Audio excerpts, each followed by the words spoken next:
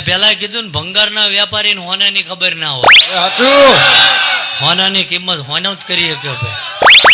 એટલે ઝાલા કાલ વસ્તુ હોય ને ભંગાર થઈ જાય, જૂની થાય, ભંગારિયાને અહીંયા હાલવા જાવ એટલે અડધી કિંમત ઉપજે.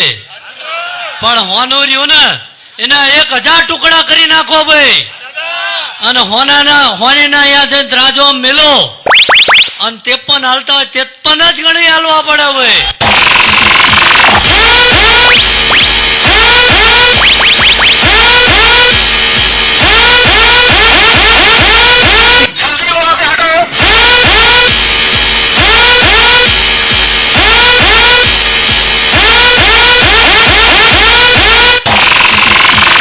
मच्छर अगर सोते हुए आदमी को काट ले तो वो हीरो नहीं बन जाता.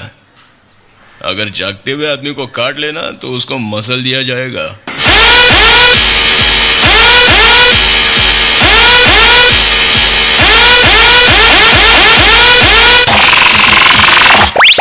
कौन रोकेगा हमें?